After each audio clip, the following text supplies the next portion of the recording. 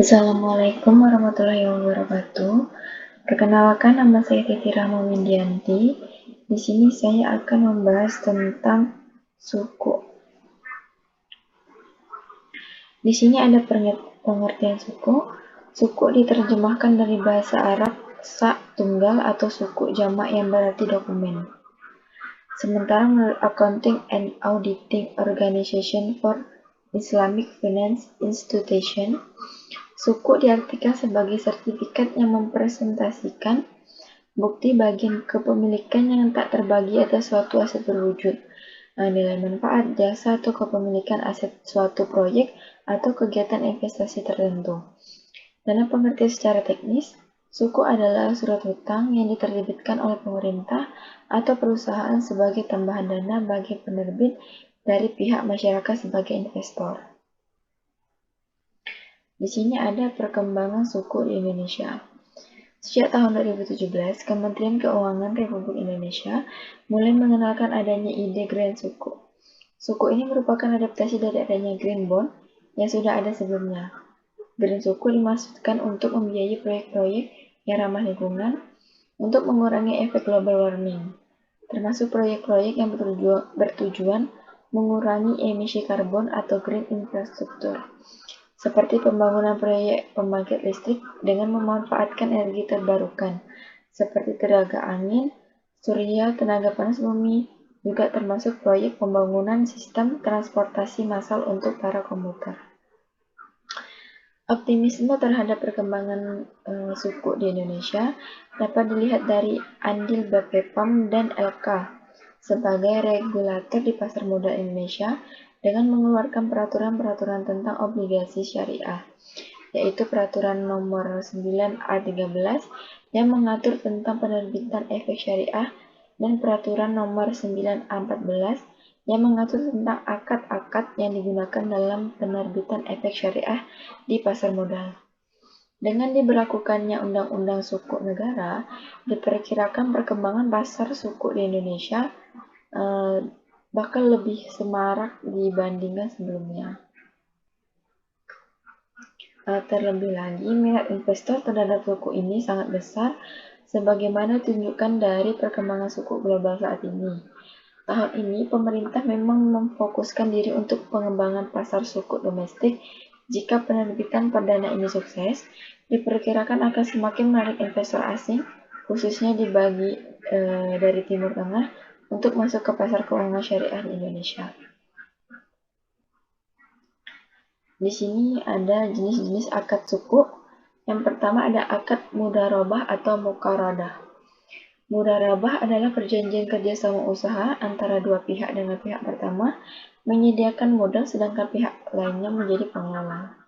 Kedua ada akad ijarah. Ijarah adalah sebuah kontrak yang didasarkan pada adanya pihak yang membeli dan menyewa peralatan yang dibutuhkan klien dengan uang sewa tertentu.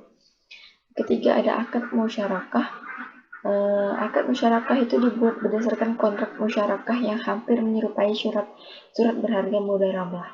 Perbedaan utama dari pihak perantara akan menjadi pasangan dari grup pemilik yang menjadi pemegang obligasi. Musyarakah di dalam suatu perusahaan gabungan yang pada mudharabah sumber modal hanya berasal dari suatu pihak. Keempat ada akad as-salam. Salam adalah penjualan suatu komoditi yang telah ditentukan kualitas dan kuantitasnya yang akan diberikan kepada pembeli pada waktu yang telah ditentukan di masa depan pada harga sekarang. Akad istisna. Istisna suatu kontrak di mana digunakan untuk menjual barang manufaktur dengan usaha yang dilakukan penjual dalam menyediakan barang tersebut dari material, deskripsi, dan harga tertentu. Selanjutnya yang keenam, akad murabahah. Murabahah adalah jual beli barang pada harga asal dengan tambah keuntungan yang disepakati. Di sini ada mekanisme pembentukan dan pengeluaran suku. Tahap awal dari pengeluaran suku adalah keberadaan aset pada balance sheet, lembaga pembiayaan, badan korporat, dan authority monitor. Kemudian Tahapan berikutnya adalah mengidentifikasi kebenaran dan kesesuaian aset, mempersiapkan landasan teoritis, pengeluaran suku yang sesuai dengan konsep syariah, mengenal risiko manajemen dan jaminan bagi para investor maupun ahli waris. Kemudian penentuan Special Purpose Vessel atau SPV yang bertugas mengelola aset baik dari segi fisik maupun hak pemanfaatannya yang bisa dijadikan sebagai jaminan penerbit suku. Tugas utama dari SPV adalah melakukan sekuritisasi aset, pengeluaran sertifikat suku dengan kontrak sesuai kesepakatan, penjualan suku kepada investor, penentuan keuntungan, penebusan suku pada masa jatuh tempo, dan sebagai lembaga penjamin suku sesuai dengan kontrak yang disepakati. Dalam pembentukan suku, terdapat 3 pihak yang terlibat, yaitu ahli waris atau organisator sebagai pemilik sah aset, Special Purpose Vessel atau SPV, dan sebagai badan terpercaya yang berhak mengeluarkan sertifikat suku, dan keempat ada investor atau suku holder yang menanamkan modal suku. Sekumpulan aset akan dipilih oleh ahli waris untuk dijual kepada SPV. Dengan tujuan aset ini di kemudian hari disewakan kepada oleh ahli waris menggunakan suku ijarah dengan nilai sewa yang sudah disepakati dan jangka waktu tertentu yang nantinya akan dibeli oleh ahli waris dengan harga yang sama. Kemudian SPV mengamankan aset dengan menggunakan suku ijarah untuk dijual kepada investor dan aset tersebut menjadi milik bersama investor dengan kesepakatan tidak dibagikan, tetapi memberikan kepercayaan kepada SPV untuk disewakan. Hasil sewa yang disepakati akan dibagikan kepada investor sesuai dengan penyertaan modal masing-masing investor.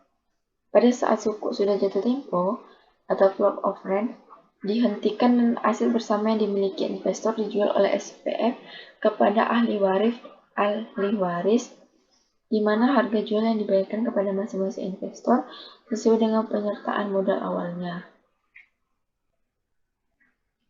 Di sini ada perbandingan suku dan obligasi. Hal yang paling membedakan keduanya adalah kesesuaian dengan syariah, baik akadnya maupun penggunaan dananya. Di samping keharusan adanya underlying aset, dalam obligasi, kedua hal tersebut tidak perlu adanya, dikarenakan secara definisi suku adalah bukti kepemilikan atau suatu aset, sedangkan obligasi adalah surat utang. Perbedaan mendasar keduanya tersebut adalah jika obligasi merupakan surat hutang, maka suku tidak berbasis hutang, ia merupakan sertifikat kepemilikan atau penyertaan atas suatu aset yang diperbolehkan melalui transaksi jual-beli. Dari basis ini, pemilik obligasi akan menerima penghasilan dalam bentuk bunga atau hutang, sementara pemilik suku akan menerima bagi hasil atau margin. Perbedaan yang lebih signifikan antara keduanya itu bahwa suku memenuhi kaidah-kaidah syariah, sedangkan obligasi tidak. Pada suku, dana yang berhasil dikumpulkan hanya boleh dimanfaatkan pada hal-hal yang halal dan tidak bertentangan dengan syariah. Sementara obligasi tidak ada ikatan ketentuan sebagaimana suku. Kesimpulannya, suku adalah sertifikat yang mempresentasikan bukti bahwa kepemilikan yang tak terbagi atas suatu aset berwujud, nilai manfaat jasa atau kepemilikan aset suatu proyek atau kegiatan investasi tertentu. Penyebaran suku relatif cepat dikarenakan dikenal memiliki keistimewaan sebagai instrumen keuangan yang selaras dengan hukum Islam atau syariah. Suku memiliki kelebihan terkait luasnya investor yang bisa dijangkau dibandingkan dengan obligasi. Suku bisa dibeli oleh semua kalangan, baik institusi keuangan Islam maupun konvensional, dengan obligasi hanya dibeli institusi konvensional. Apabila pemerintah bisa meningkatkan emisi suku negara, maka ini akan memberikan keuntungan bagi masyarakat Indonesia karena meningkatkan kemandirian bangsa dana pembangunan dapat dipenuhi dari sumber dalam negeri berupa dana penyertaan dan bukan lagi dari hutang luar negeri yang dimiliki risiko politik. Sekian dari presentasi saya. Jika ada kata-kata yang kurang berkenan dan kesalahan kata, saya mohon maaf. Assalamualaikum warahmatullahi wabarakatuh.